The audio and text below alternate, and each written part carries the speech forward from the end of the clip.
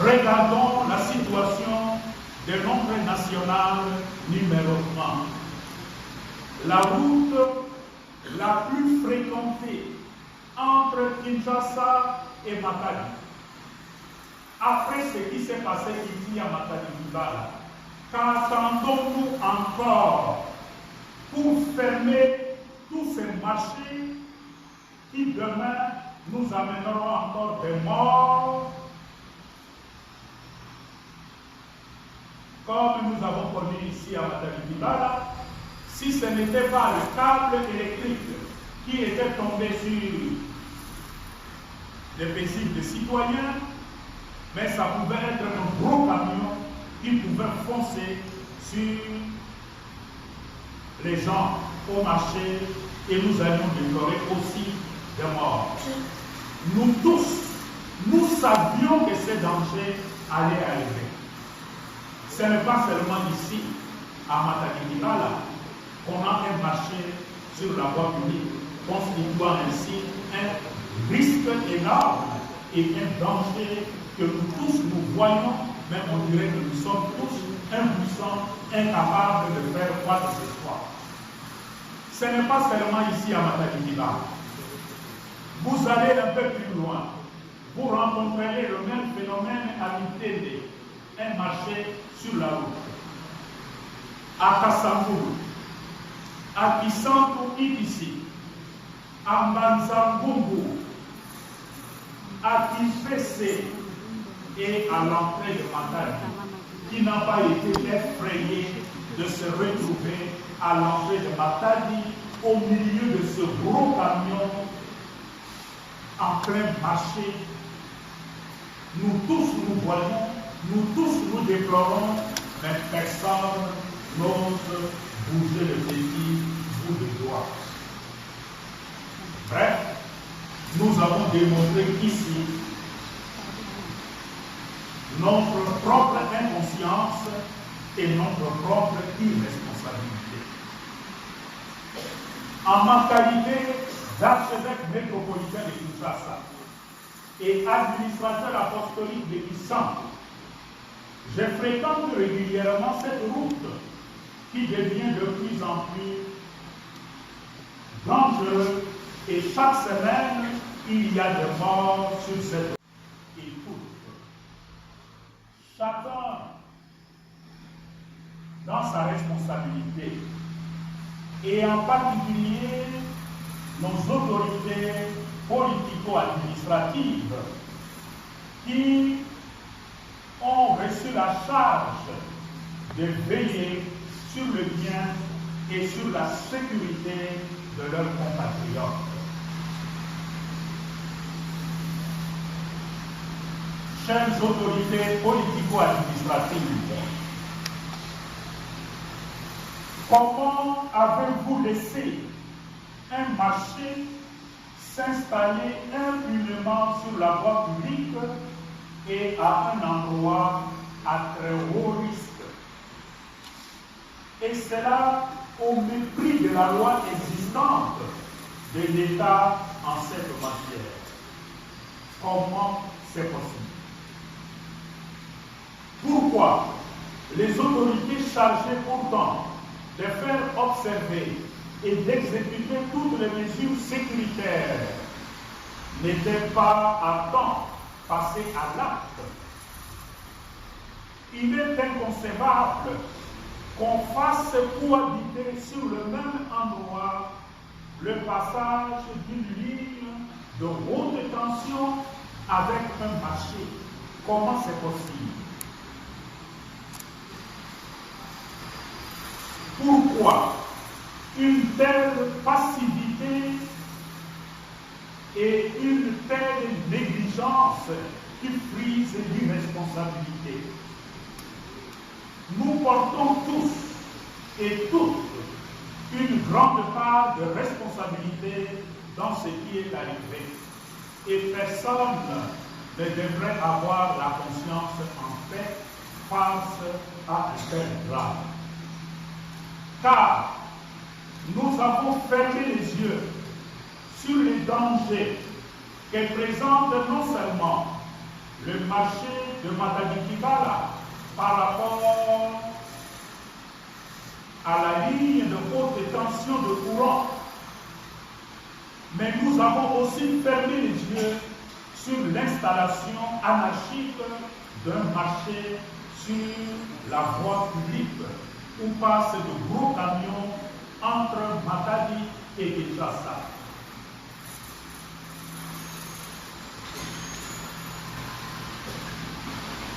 Regardons la situation de notre bouger le pays bout de doigt. Bref, nous avons démontré qu'ici, notre propre inconscience et notre propre irresponsabilité. En ma qualité d'archevêque métropolitain de Kinshasa et administrateur apostolique de Kissan, je fréquente régulièrement cette route qui devient de plus en plus dangereuse et chaque semaine, il y a des morts sur cette route. Faute de la renouveler entièrement, les autorités de la ville de Kinshasa et du pays peuvent au moins écarter tous les marchés et toutes les zones à risque pour la population. Aujourd'hui, c'est la coupure d'un câble électrique sur la ligne haute tension qui a emporté des vies humaines innocentes. Et d'un coup, nous nous réveillons comme si nous ne voyions pas venir ces risques.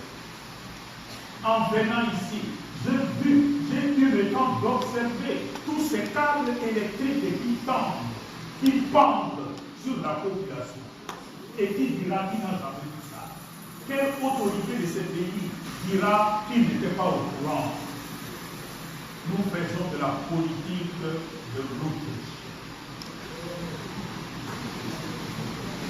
Demain, si nous ne prenons garde, un autre accident va survenir.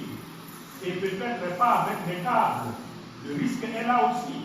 Mais peut-être avec de gros camions qui fonceront sur le plaisir des citoyens au marché.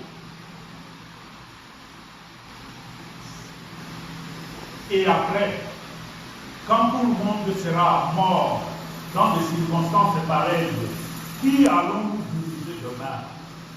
Nous serons des dirigeants, des chefs pour qui? Nous serons des chefs dans un cimetière. Nous serons des autorités qui règnent sur le royaume de mort.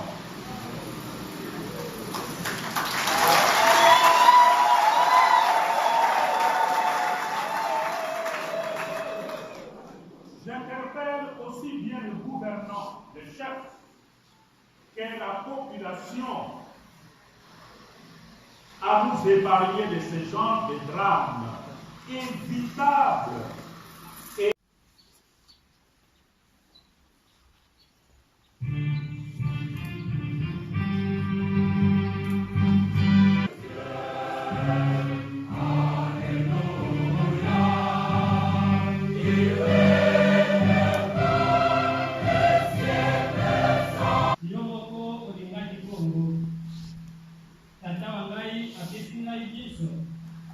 Moto moko ayebi mwana te, bobele tata ayebi ye.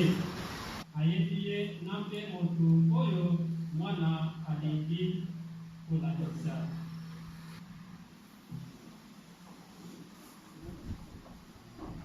Mokubona.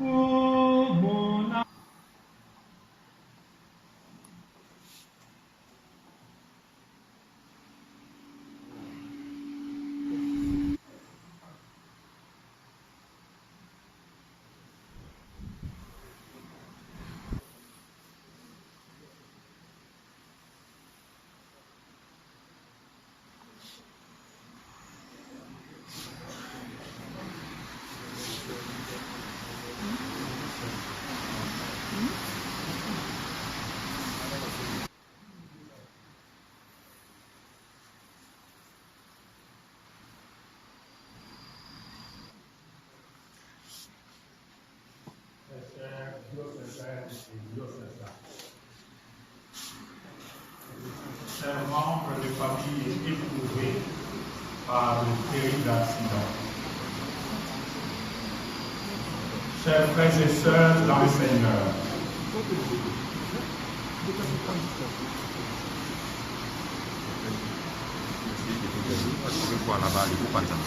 les 2 février 2022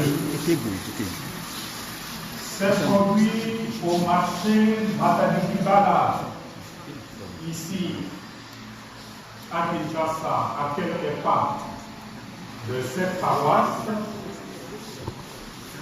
un accident malheureux qui a causé la mort par électrocution de 25 personnes, 25 de nos frères et sœurs. D'autres, grièvement atteints, sont encore en train de suivre les soins appropriés. La nouvelle de cette tragédie qui nous était arrivée comme un coup de tonnerre dans un ciel serein, nous avait tous plongés dans l'affliction et la consternation. Beaucoup d'entre nous ne sont pas encore remis du choc et du traumatisme provoqué par ce drame, non seulement au niveau de la famille, mais particulièrement au niveau de ceux qui connaissaient personnellement ces mystères. Certes, il est vrai que tout homme est mortel et nous tous ici réunis, nous mourrons un jour. C'est vrai. Mais la mort des êtres chers, surtout dans des circonstances aussi inhabituelles et choquantes comme celle ayant occasionné la mort de nos frères et sœurs le 2 février dernier, est toujours source de grande douleur, de grande tristesse et l'occasion de nous poser toutes sortes de questions. Pourquoi? Pourquoi? Voilà pourquoi, frères et sœurs, nous retrouvons ce soir dans cette église pour prier et pour recommander nos frères et sœurs défunts à la miséricorde du Seigneur pour leur repos éternel. Mais avant toute chose, je voudrais vous saluer tous et toutes et vous remercier d'être venus nombreux participer à cette célébration eucharistique et partager la peine de famille éplorée. J'ai saisi cette même occasion pour exprimer de nouveau toute ma tristesse, ainsi que toute ma compassion et ma proximité spirituelle et affective aux familles en deuil, ainsi qu'à toutes les personnes touchées de près ou de loin par cet accident malheureux. La mort de nos frères et sœurs, dans des circonstances pour le moins incompréhensibles et inquiétantes, laisse un vide immense. En même temps qu'elle suscite beaucoup de questions. La perte en vie humaine au marché Matadi-Kibala n'était-elle pas évitable? Ne pouvait-on pas éviter cet accident? Ne s'agit-il pas là de morts de trop qui viennent allonger la série de décès évitables et révoltants dans la ville de Kinshasa et dans notre pays, la RD Congo? Quelle est notre part de responsabilité dans ce qui est arrivé? Frères et sœurs, Par-delà de toutes ces questions auxquelles il nous faut apporter des réponses adéquates, il y a à considérer la parole de Dieu. Cette parole de Dieu qui seule peut nous éclairer, peut nous consoler et conforter notre espérance dans la résurrection des morts. Dans la première lecture, tirée du livre de la sagesse, l'auteur sacré nous montre le sort des justes face à la mort. Il écrit: les âmes des justes sont dans le main de Dieu et nul tourment ne peut les atteindre. Sagesse 3, 1. Oui, frères et sœurs, les justes, ceux qui croient en la résurrection de la mort, ceux qui croient que Jésus-Christ est le Seigneur, ceux-là qui meurent dans la foi sont destinés à partager la gloire de Dieu. Nous croyons donc que nos frères et sœurs qui sont morts dans la foi et dans l'espérance en Dieu vivent désormais pour toujours en paix dans la maison du Père. Dans l'Évangile qui nous a été proclamé, le Seigneur exhorte ses disciples et aujourd'hui il exhorte chacun et chacune de nous en sa foi et dans l'espérance en Dieu vivent désormais pour toujours en paix dans la maison du Père.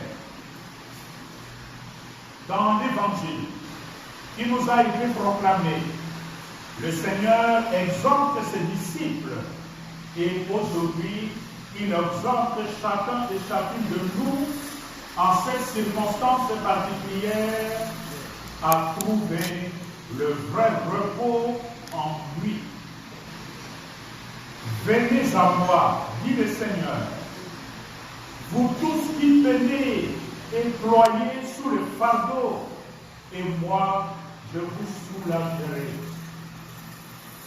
Matthieu 11, 28. Frères et sœurs, nous portons aujourd'hui la mort de nos frères, de nos sœurs, comme un fardeau sur nos cœurs.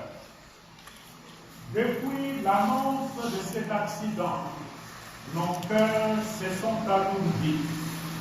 Et peut-être nous portons une sorte de poids moral sur notre propre conscience.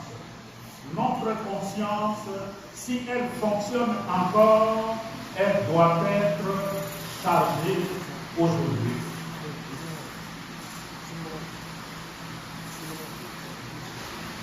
Mais devant cette situation, seul le Seigneur peut nous alléger d'un tel fardeau si nous savons nous remettre nous-mêmes en question, la remise en question.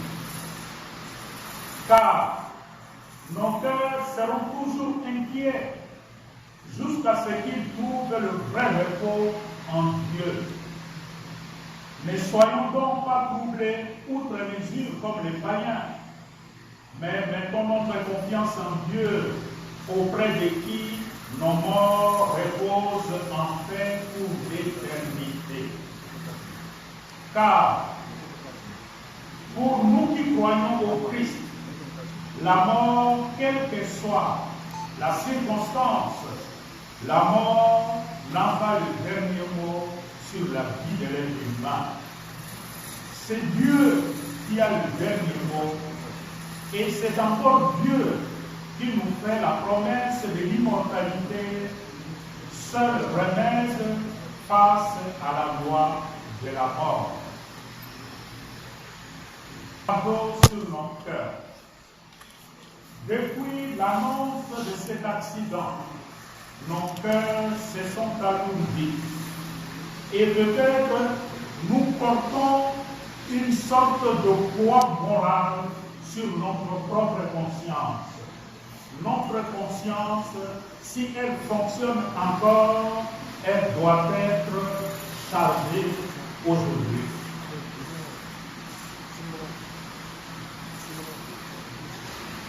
Mais devant cette situation, seul le Seigneur peut nous alléger d'un tel fardeau si nous savons nous remettre nous-mêmes en question. La remise en question. Car nos cœurs seront toujours inquiets jusqu'à ce qu'ils trouvent le vrai repos en Dieu. Ne soyons donc pas troublés outre mesure comme les païens, mais mettons notre confiance en Dieu, auprès de qui nos morts reposent enfin pour l'éternité. Car pour nous qui croyons au Christ, la mort, quelle que soit la circonstance, la mort n'a pas le dernier mot sur la vie de l'être humain. C'est Dieu qui a le dernier mot. Et c'est encore Dieu qui nous fait la promesse de l'immortalité, seul remède face à la loi de la mort. Et Jésus-Christ lui-même l'avait dit, pour celui qui croit, pour celui qui met sa confiance en moi, même s'il meurt, vivra. Frères et sœurs, dans le Christ, au-delà de cette espérance en la résurrection, on se débrouille chaque jour pour tenir debout. Et ces femmes, ces hommes, ces jeunes qui ont été emportés par le courant devenu un torrent électrifié, ils étaient là parce qu'ils se battaient pour survivre. Mais même dans ces conditions terribles de misère, je demande cependant à notre population de ne pas exposer la vie humaine au-delà de ce qui est raisonnable. De ne pas exposer la vie humaine dans des zones à risque et dont l'occupation est interdite par la loi du pays. Des fois, nous tous, nous savons qu'il est interdit de s'installer à tel endroit parce que l'autorité du pays, l'autorité compétente, a décidé qu'on ne peut pas s'installer à cet endroit-là. Mais des fois, à cause de la misère, nous passons outre et nous allons nous installer à de tels endroits.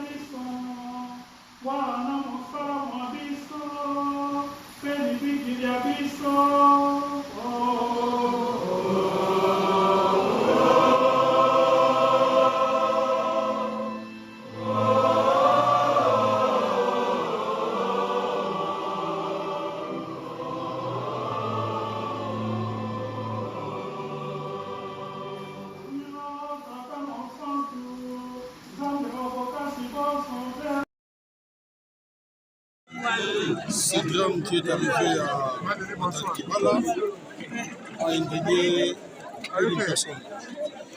Je pense que, comme l'a dit le cardinal, il faut tout mettre en œuvre pour qu'une telle catastrophe ne puisse plus arriver.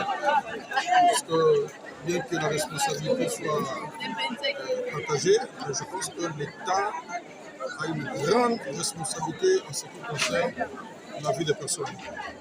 Aujourd'hui, c'est Matadi Kibala.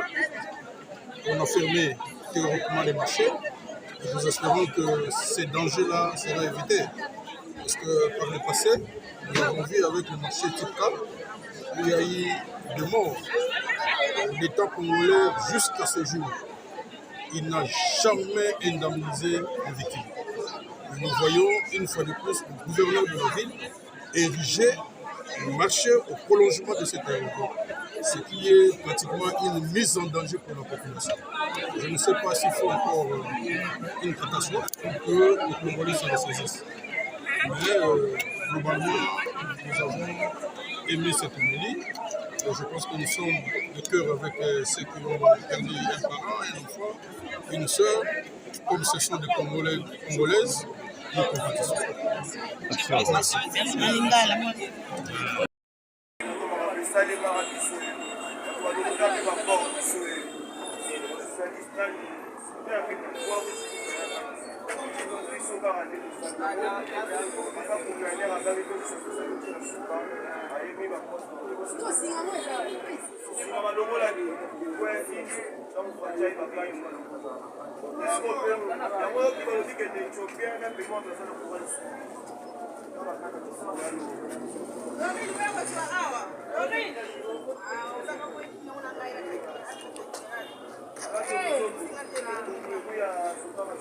Oh, nous sommes pour le monde, pour la guerre. La Est, c'est pas pour la guerre.